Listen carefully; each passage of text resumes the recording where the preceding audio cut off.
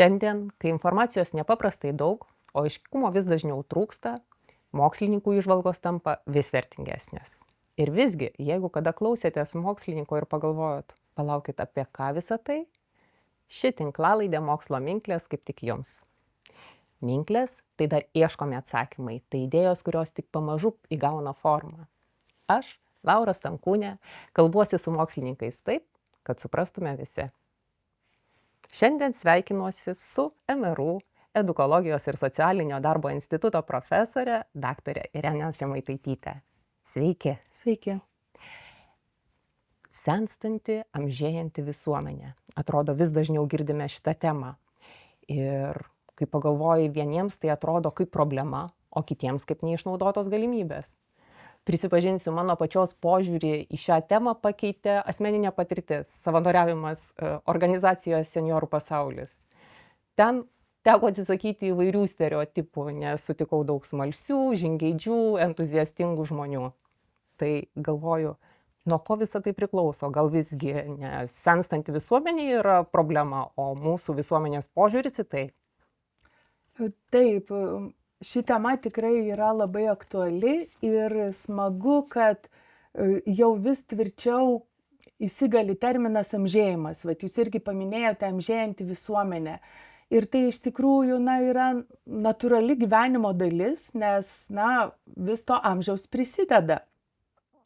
Ir labai svarbu, kad tas amžėjimas būtų visuomenės ir priimamas kaip natūralus procesas, o ne kaip kažkas jau kas eina į pabaigą ir nereikalinga. Ir todėl labai tikrai gera, kad vis labiau atsisakome termino senas žmogus, nes atsiranda vyresnio amžiaus žmogus, nes tas požiūris į kažkokį seną, sakykime, daiktą truputėlį turi tokią neigiamą konotaciją. Ir todėl tas ir amžėjimas, ir vyresnio amžiaus žmonės tikrai tampa tokia natūralia ir mokslinė kalba, kas labai vėlgi smagu, kad Lietuvos kalbos komisija tą pripažįsta. Ir žinoma, tai ta tema, kuri man įdomi ir kurią domiuosi jau eilę metų.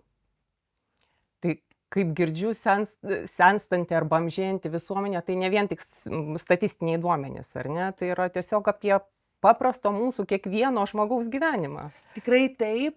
Tai mes vėlgi kalbame apie tai, kaip aktyvinti, kaip įtraukti tuos vyresnio amžiaus žmonės į visuomenę, nes dažnai susiduriama su ta tokia vienišumo problema. Vėlgi mes atliekant tyrimą išgirdom tokio žmogus, moteris neseniai išėjusi į pensiją. Jis kažkaip paminėjo, kad sako, aš atsibudau iš ryto ir tai pajutau, kad pagalvojau, kokią aš pridėtinę vertę visuomeniai nešu. Ir iš tikrųjų, turbūt vėlgi tai susieta su tuo, kad labai dažnai pas mus akcentuojama jaunimo svarba. Taip, jaunimas mūsų ateitis, tai tikrai labai svarbu. Bet jeigu tas vyresnio amžiaus žmogus taiga pasijunta lyg našta visuomeniai, tai turbūt nėra teisinga. Ir mes būtent per savo tyrimus irgi kalbam apie tai, kad ir visuomenė turėtų tą gerąją prasme panaudoti vyresnio amžiaus žmonių patirtį, juos įtraukti, juos aktyvinti.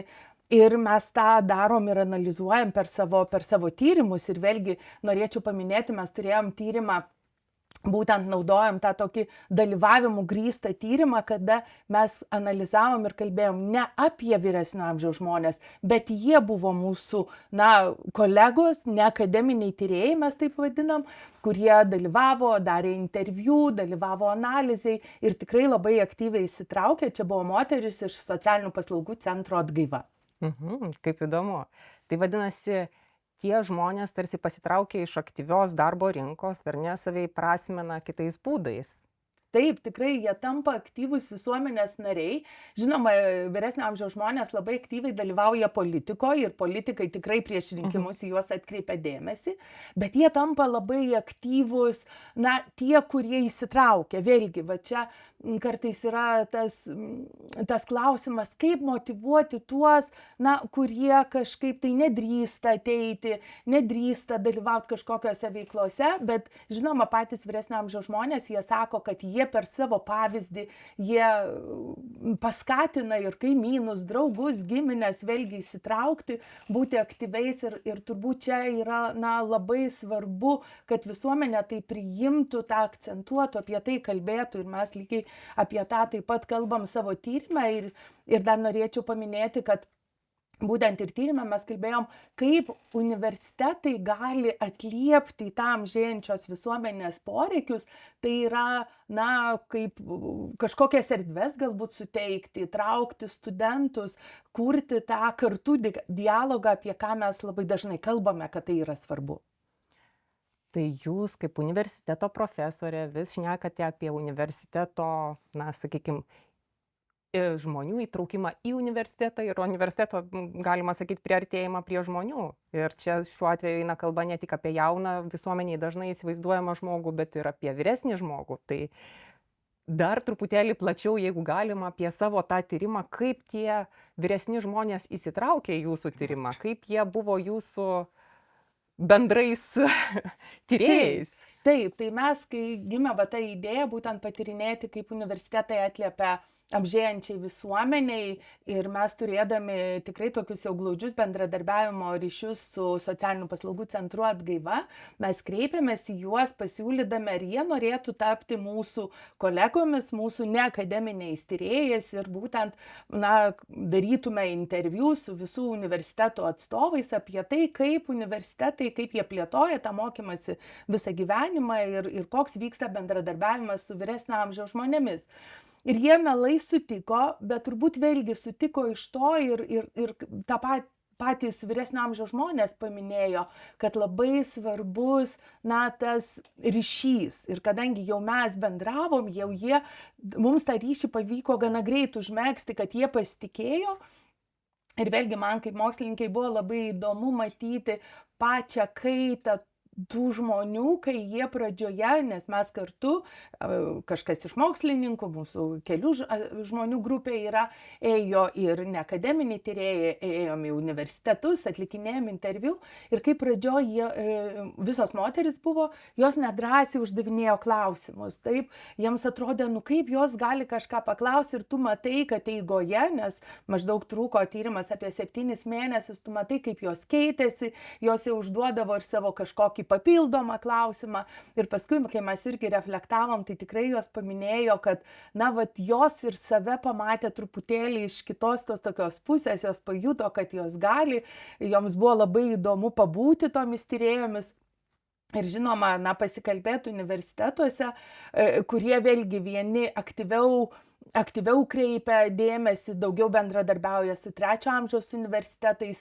Kiti universitetai labiau minėjo, kad, kai kalba eina apie amžėjančią visuomenę, tai jie, iškart paminėjo savo emeritus mokslininkus, kuriuos vėlgi traukia į įvairias veiklas. Bet vėlgi tyrimas parodė, kad tikrai universitetai turi dar daug galimybių ką plėtoti, kaip atsiverti. Ir čia labai smagu, kad ir mūsų Mykolo Romerio universitetas, kaip tik mokymosi visą gyvenimą centras, mes aktyviai bendradarbiaujam ir laboratorija, kad būtent aptariam, kaip atverti universiteto erdves tiem vyresnio amžiaus žmonėm, kad jie, taptų tam tikra irgi mūsų visuomenės dalis, galbūt ne visai Vilniaus bendruomeniai tai bus sudėtinga, bet ypač jeigu mes kalbam apie Baltupių mūsų rajoną, tai tikrai aktyvinti tos žmonės, tas tikrai labai smagu.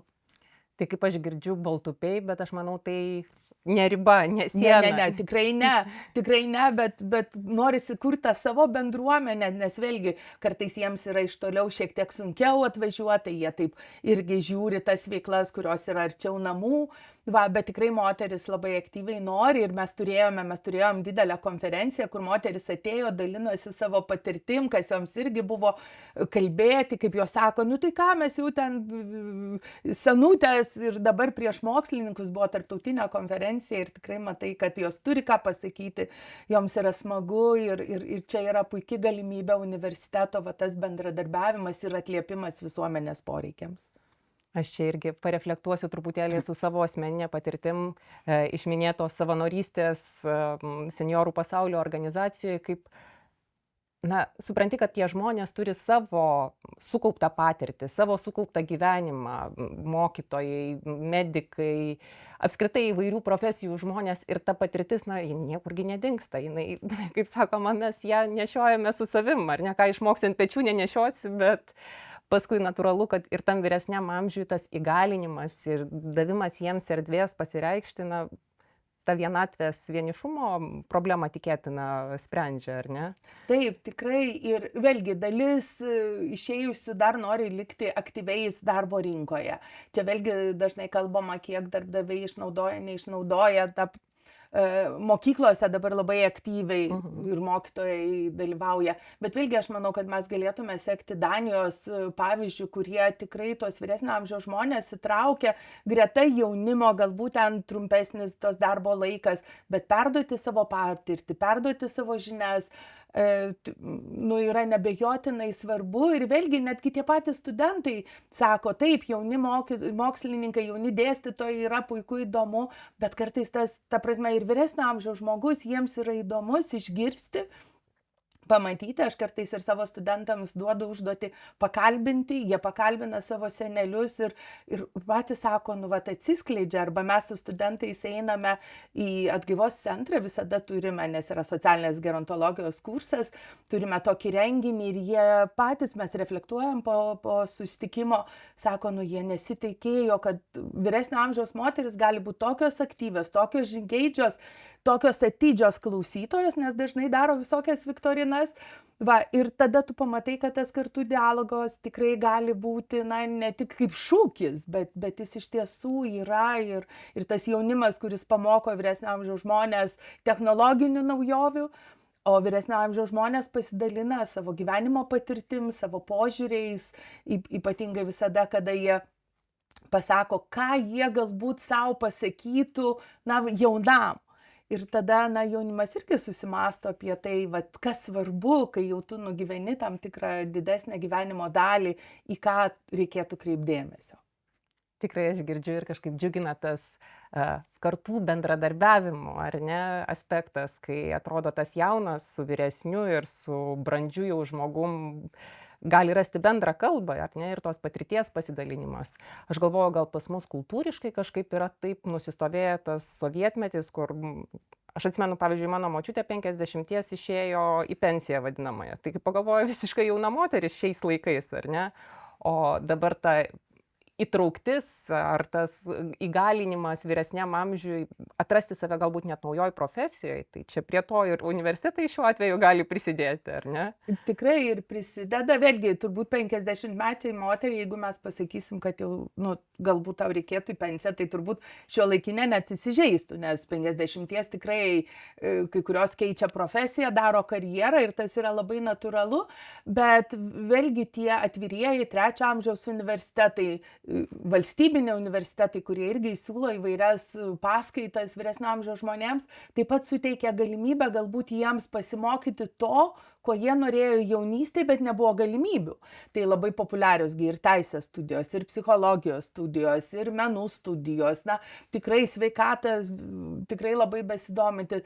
Tai čia aš manau, kad universitetai turi puikią galimybę tiek save pristatyti visuomeniai, tiek atliepti poreikiams, tiek prisidėti prie vyresnio žmonių įtraukties ir čia tuo pačiu sprendžiamos ir valstybės problemos, to vienišumo ar tų socialinių paslaugų, nes tas žmogus, kuris yra aktyvus, jam nėra kada liūdėti, jam nėra kada sirgti, jis užsiėmęs ir tikrai ir mūsų tos moteris, tai jos minėjo, kad jos dar labiau užsiėmusios negu kai dirbo.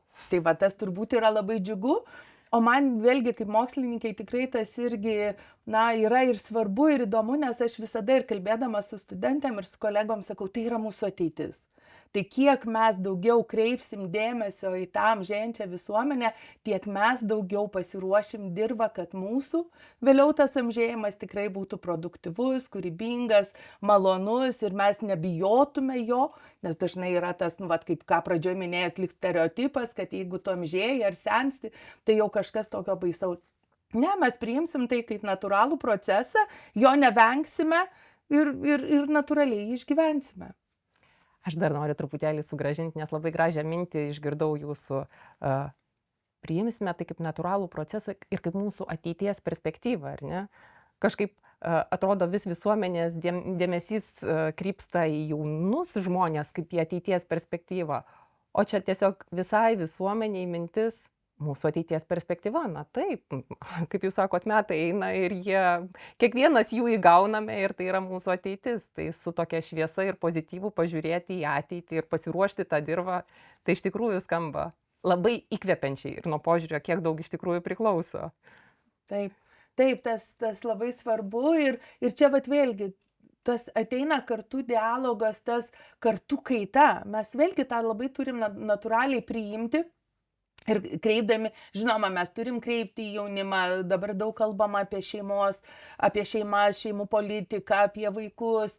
Tas be abejonės tai yra tautos visos ateitis, bet kiekvieno individualaus žmogaus ateitis, na, tas artėjantis amžėjimas, artėjantis senatvė. Mes to žodžio irgi neturime vengti, nes kaip yra vaikystė, jaunystė, paauglystė, suaugystė, taip yra ir senatvė. Taip?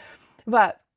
Bet tuo pačiu, reiškia, na, nepamirždami apie tą visuomenės dalį, įtraukdami, kreipdami ją dėmesio, mes tikrai, na, kaip pasakyti, kaip visuomenė tapsime tokia brandesnė, manau, solidaresnė, kas labai svarbu ir vėlgi atliepsime tikrai visuomenės visus poreikius, o tai yra trečioji universiteto misija. Bet vėlgi turim nepamiršti, kad šalia studijų, šalia mokslo tikrai universitetai atlieka tą svarbų vaidmenį, tai yra atliepti visuomeniai, vykdyti savo trečiąją misiją. Čia aš patikslinsiu trečiojo mūsų Mykolo Riomerio universiteto misiją. Tarsi ant 3 polių stovi, ar ne, mūsų misija ateityje, tai viena iš jų atliepti visuomenės poreikius, tai tuo pačiu ir amžėjančios visuomenės. O dabar aš taip truputėlį paprovokuosiu, o kas jums pačiai rėžia ausį, kai jūs girdite kažkokius, nežinau, mitus ar panašiai apie amžėjimą, senėjimą? Tai turbūt mitas yra, kad, na, tie žmonės nieko nenori. Vat, taip, dalis yra ir čia mes kalbame tikrai, kaip juos aktyvinti, įtraukti, bet vienas iš tų, kad, na, vyresnio amžiaus žmonėms nieko neįdomu, jie nieko nenori mokytis ar kažko tai naujo pažinti. Tai va, tai iš tikrųjų taip nėra, jeigu yra sudaromos sąlygos, jeigu jie turi galimybę įsitraukti į veiklas, sužino apie jas kartais. Ir mūsų tyrimo metu moteris paminėjo, kad, na, truputėlį trūksta informacijos arba jinai būna išblaškyta, ne visada žino, kur kas vyksta. Tai šiuo atveju netgi pasiūlė, galbūt prie Vilniaus savivaldybės galėtų būti tinklapis, kur sudėta visa informacija, kur jos galėtų dalyvauti, įsitraukti. Va, tai turbūt vienas iš tų stereotipų, kurį tikrai manau, kad galima paneigti ir mes savo tyrimų tą irgi, na, stengiamės parodyti, kad tikrai vyresnio amžiaus žmonės žingeidūs, jie turi naujų idėjų, jie turi ką pasiūlyti visuomeniai. Vėlgi turbūt kažkaip mes įsivaizduojam, kad vyresnio amžiaus žmonės yra tik tie, kurie, na, jau dabar iš visuomenės turi gauti pensiją, kažkokias paslaugas ir nieko jie negali pasiūlyti visuomeniai. Tai iš tikrųjų taip nėra. Jie turi kuo pasidalinti, jie turi ką pasiūlyti, jie irgi kupini idėjų ir vat yra, kai kurie eina į mokyklas ir padeda ten pradinukams prie pamokų ruošimo, savanoriauja. Tikrai, vat ką pati irgi paminėjot, kad ta savanorystė jų yra labai aktyvi. Čia dabar praėjo didžiulis tas gailestingumo kongresas, vėlgi, kiek girdėjau iš kolegių, tai tikrai labai aktyviai vyresnio amžiaus žmonės savanoriavo. Va, ir aš manau, kad, na, tas dialogas, jisai yra svarbus ir jis turbūt visus esančius stereotipus padės paneigti. Ir aš galvoju, kaip sakoma, kur tas šuo pakastas, nes vis tiek, jeigu žiūrėt vėl grįžtant truputėlį į tą sovietinį laikotarpį, tai galbūt iš to ir kilęs tas, kad žmogus nieko nenori, nes matyt galimybių tiek daug nebūdavo, o dabar šiai dienai iš tikrųjų ir sienos laisvos, ir galimybė keliauti, ir pamatyti kaip kitose šalyse. Va dabar pati prisiminiau, kad per apsilankymą Japonijoje mane asmeniškai pačią nustebino, kiek daug įvairiose pozicijose vyresnių žmonių. Ar bilietus tikrina, ar kažkur praleidžia, ar pasitinka. Ir iš tikrųjų tie vyresni žmonės įdarbinami ir jaučiasi įveiklinami, jeigu taip galima sakyti, matyti jų pačių pasirinkimas, kiek tą veiklą pasirinkti, bet ir jaučiasi prasmingi dėl to, ar ne? Tai ta tradicija tokia ir pas mus, aš stebiu, ateina, kai vyresni žmonės vis labiau įsijungia per savanorystę, per įvairias veiklas, ar ne? Tai Paminėjot labai gerą pavyzdį - Japonija. Tai Japonijoje dabar jau apie 25%, turbūt netgi šiek tiek galbūt daugiau jau, žmonių vyresnių kaip 100 metų. Tai jie iš tikrųjų, na, ta šalis turi ilgaamžius žmonės ir šiuo atveju va, ta įtrauktis ir ta įtrauktis ne tik per edukacinės veiklas, bet įgalinant juos, na, va, irgi, kad teikti kažkokias paslaugas, kažkiek dirbti, tai tikrai, aš manau, yra puikus pavyzdys ir mūsų šaliai turėtų būti. Va, ir tai vėlgi parodo, na, tų žmonių tą galimybės ir jų norą būti svarbiems visuomeniai. Vat ką aš paminėjau pradžioj, kai ta moteris, reiškia, paminėjo, kai išėjo į pensiją, kad galvoja, nu tai kokią aš naudą visuomeniai dabar nedirbdama nešiu. Ir ją tas truputėlį lik išgąsdino, bet vat per tą tokią įtraukti, per sudarimą galimybių, galbūt šiek tiek kažką dirbti, savanoriauti, taip, žmogus pasijaučia svarbus ir jis mato, kad jis taip pat prisideda prie visuomenės gerovės kūrimo ir tas irgi tą savivertę stiprina. O tai turbūt ir amžių ilgina. Ir amžių ilgina, žinoma, tą teigiamą požiūrį apie vyresnį žmogų, apie save, apie savo galimybės, apie savo svarbą ir naudingumą. Tas iš tikrųjų, tas vėlgi, ką sako įvairūs ir neuromokslininkai, kad žmogus gyvena tol, kol jis turi tikslą. Jis turi tikslą ir tas vyresnio amžiaus žmogus, jis irgi turi turėti tikslą. Kažką tai padaryti, kažką išmokti, kažkur prisidėti ir tada tas tikslas, kaip mes sakom, veža jį. Jo, jis tada, na, nėra laiko galvoti apie ligas ir tada va, tas ir atsiranda ir ilgaamžiškumas ir atsisakymas tos izoliacijos, to vienišumo, nes vėlgi tą problemą spręsti, kad galėtume. Va, tai iš tikrųjų čia daug galimybių ir vėlgi pasikartosiu, tikrai universitetas turi puikias galimybės tam ir manau svarbu tai išnaudoti. O dabar man įdomu, kaip jūsų atliekami moksliniai tyrimai, apie kuriuos nemažai dalinatės, gali paveikti švietimo politiką ar sprendimus priimamus. Kaip jūs matote čia tokias sąsajas? Yra jų? Na, vėlgi tikrai mes visada į savo renginius kviečiame politikus, smagu, kad jie įsitraukia, dalyvauja. Na, dabar yra svarstomas vyresnio amžiaus žmonių įstatymas. Vėlgi, kaip sakytume, matome, kad bandoma ir iš to švietimo politikos, reiškia, pusės atliepti šitam poreikiu atsirandančiam. Galbūt tai nėra taip greitai ir sunku paveikti kažką kitur, bet aš manau, kad kaip universitetas, tai tikrai mes turim galimybės ir universitetas tą daro. Tai aš manau, kad svarbu ir nuo tų nedidelių žingsnių, nuo tos aplinkos, kuri yra aplink mus, vat ką paminėjot, kad tikrai neplanuojama apsiriboti tik tai baltupiais atveriant universitetą, bet parodant gerą pavyzdį čia, tu gali iš karto vėlgi, na, suteikti informaciją kitiems universitetams, taip, ir tas pavyzdys, na, kaip tas akmenukas vandenyje, jo jisai raibuliuoja ir vis plačiau skleidžiasi. Tai aš labai tikiuosi, kad ir mūsų tas atliktas tyrimas tiek prisidės prie to dalyvavimo grįsto tyrimo metodologijos klaidos Lietuvoje, tiek vyresnio amžiaus žmonių įtraukties ir universiteto dar didesnio atverimo plačiai visuomeniai. Tai jeigu aš teisingai suprantu, tai būtent tas apie įsitraukusios visuomenės į tyrimą, mokslinis tyrimas peržengia universiteto sienas, ar ne? Tarsi išeina už universiteto ribų ir pasiekia galimai pasiekia vis daugiau žmonių, kuriems tai gali būti aktualu. Tikrai pritariu, tikrai peržengė sieną, nes mes turėjom 14 mūsų dalyvių, kurios iš karto pasakojo jau nuo pirmų susitikimų, kad jos dalinosi su savo giminėm, draugais, apie tai, kokiame tyrime jos dalyvauja, ką jos daro, kaip jos ima interviu ir tu matai, kad tas ratas jau yra ne 14, o mažiausiai ten virš 50 žmonių, kurie turbūt vėl toliau dalinsis ir tai tikrai, na, kuo platesnius visuomenės sluoksnius galės pasiekti. Mhm. Tai kaip Jūs manot, ko labiausiai šiai dienai dar reikia tai amžėjančiai visuomeniai? Ką dar galėtumėm padaryti tokio, kad... Na, turbūt to pozityvaus požiūrio į vyresnio amžiaus žmonės.